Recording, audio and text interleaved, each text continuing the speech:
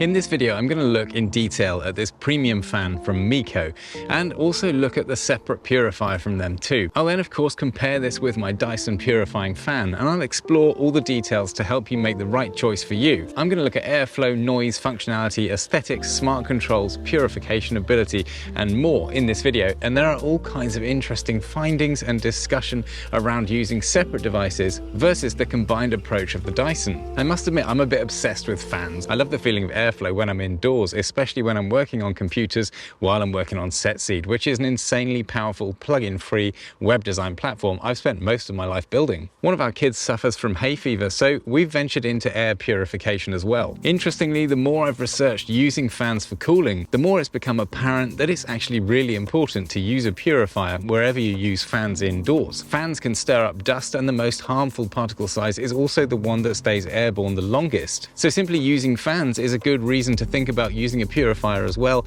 and not just for allergies. I've made several videos on this channel exploring the concept of convergence versus counterpart, where sometimes a convergence device can replace dedicated counterpart devices. Ideas like a Tesla replacing both a fast car and a family car, an iPhone replacing both a normal phone and a camera, and a multi-tool replacing dedicated tools. Even ideas like a zoom lens replacing prime lenses. Clearly different people will have different opinions on when a convergence device becomes good enough to replace the counterpart devices for their needs. For me, I felt Dyson's approach of combining a purifier with a fan was actually quite good, and I've made a few videos reviewing them now. Interestingly, many of you commented suggesting that separate devices, a fan and a dedicated purifier, are still your preferred method. And there is a strong argument for this. With a combined device like the Dyson, the filter directly restricts the device's ability to provide strong airflow. In a sense, it's shooting itself in the foot by trying to do both things at once. And even if you're happy with the lower airflow, there's still a trade-off in noise and energy consumption. I've often pointed out that cheap fans are limited because they don't offer very quiet low power modes, which is where I believe an indoor fan's utility is most significant. However, I've been keeping an eye on premium dedicated fans that use brushless motors and have very quiet low power modes. One that seems to do well on Amazon is the Meco Cefde. Meco actually reached out to me to ask if I wanted to test the fan, but in light of my findings around fan use and purification, I suggested they send their purifier as well. And here we are. They have no input into what I say and no money is changing hands, but I do get to keep the devices. There's been a lot of discussion about how this kind of setup affects YouTubers' impartiality, so I want to be clear here.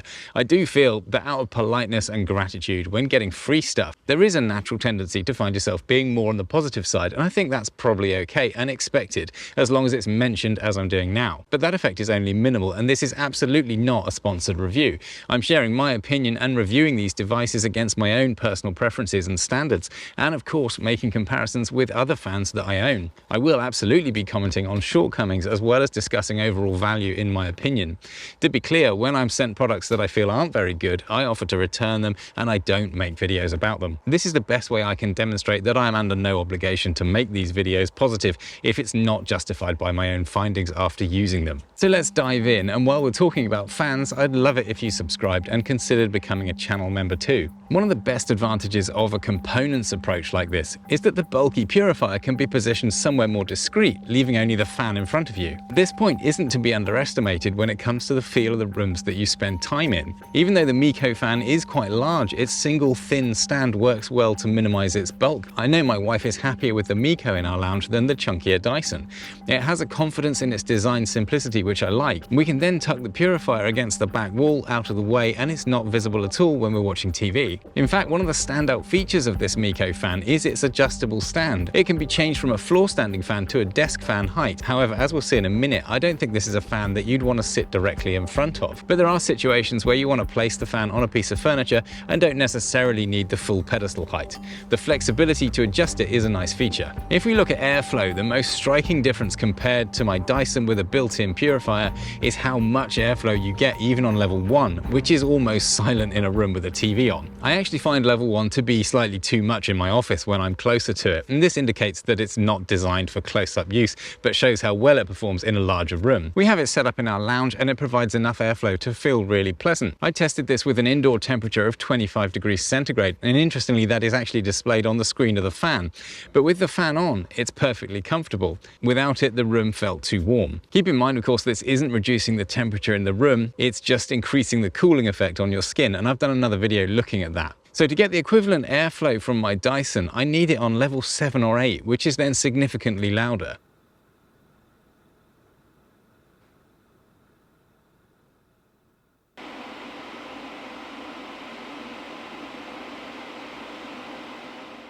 The Meeko goes up to level 12, and even at that speed it's not unpleasantly loud, but it delivers a really strong breeze, much stronger than the maximum level 10 on the Dyson.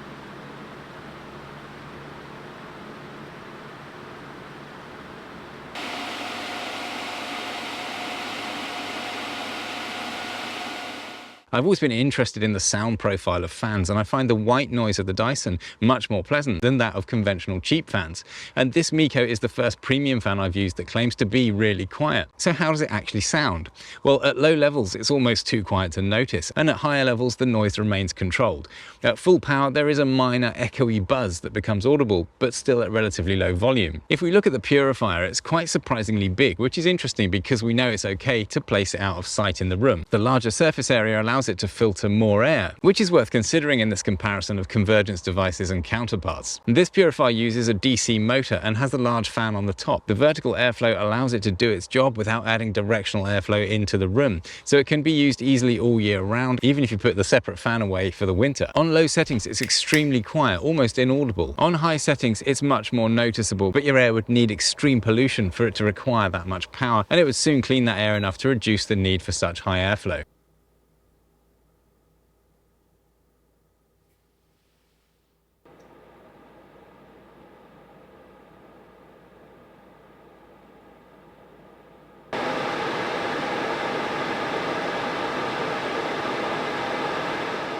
It can change the air 5 times per hour in a room of 76 cubic meters, which seems pretty impressive. Interestingly, we are given the numbers for the different power levels, and it's worth noting that the high power mode needed for 5 air changes an hour is very loud, but medium is actually pretty quiet, and that still will give you 2.3 air changes per hour. On low mode, it still manages 1.3 air changes, and that is basically silent in the room. Unfortunately, it's very hard to find the airflow numbers for the Dyson, as they often include the amplified airflow, which is of course a combination of purified and unfiltered air. We can do a bit of a napkin sum though. Dyson claim 290 litres of amplified airflow per second, and they also say that their amplifier design increases airflow by up to 15 times.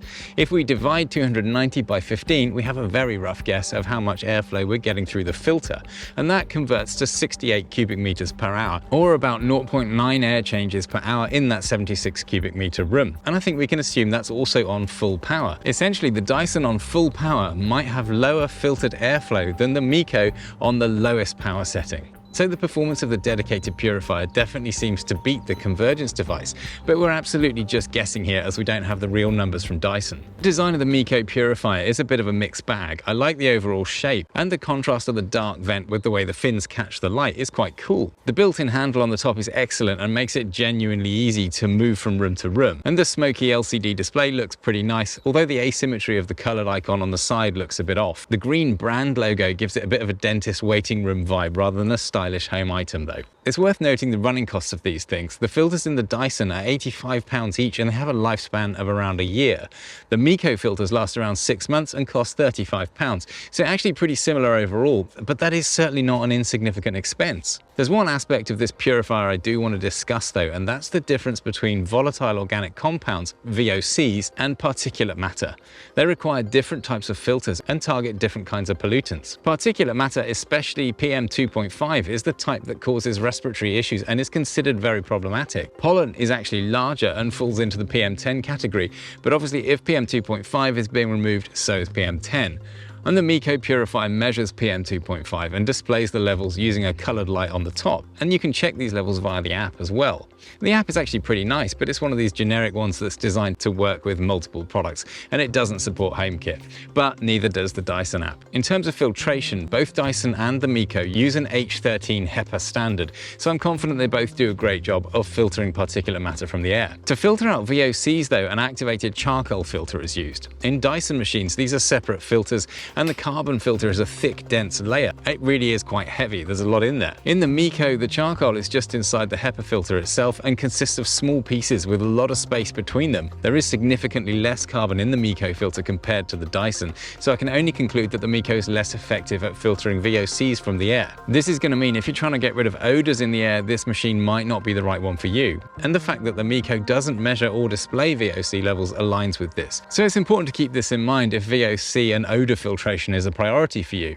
However, VOCs generally result from products you use in your house, such as cleaning products. So simply opening a window after using something that generates VOCs and minimizing their use around the house could be an easy solution. Having said that, they do have another model that makes bolder claims about the carbon filter, but it appears to be a bit noisier and has less airflow with a lower number of air changes per hour. Looking back at the Sefte, the fan itself doesn't have an app or smart home integration, but it does come with a remote control. It has 12 power levels, options to turn off the screen and beeps, and you can use it to set my favorite fan feature, an adjustable range of motion for the oscillation. The Miko also has something none of my other fans have, both horizontal and vertical oscillation, which is a very cool feature. Another nice feature is the pause button, which stops the motion, and this is handy for turning off the oscillation without having to cycle through all the steps using the normal buttons. It's worth quickly comparing prices. The cheapest Dyson purifying fan is £369, while the Miko combination is £337. This is often the case when considering counterparts versus convergence devices. You pay more for the all-in-one devices. I do think the lack of VOC filtration in the Miko purifier is a significant drawback at this price though, but with the components approach you can of course prioritize your own needs in each device. Comparing convergence devices with counterparts in terms of household fans and purifiers is definitely an interesting topic, and I'd love your thoughts on how you stay comfortable indoors. Do you just use a fan, or do you see the value in using a purifier as well? Let me know in the comments below. My conclusion here is that, as we expected, the counterparts did allow for the fan to be a better fan. That is, less noise and more airflow. And in terms of the benefits afforded to the purifier, we're basically given much more freedom in terms of where we place it, and we get very high levels of purification with extremely low noise. But with that particular purifier, we are losing the VOC filtration of the Dyson. If you're interested in more of what I do, check out this video next, where I discuss how I make a complete website with Setseed, and I'll see you there.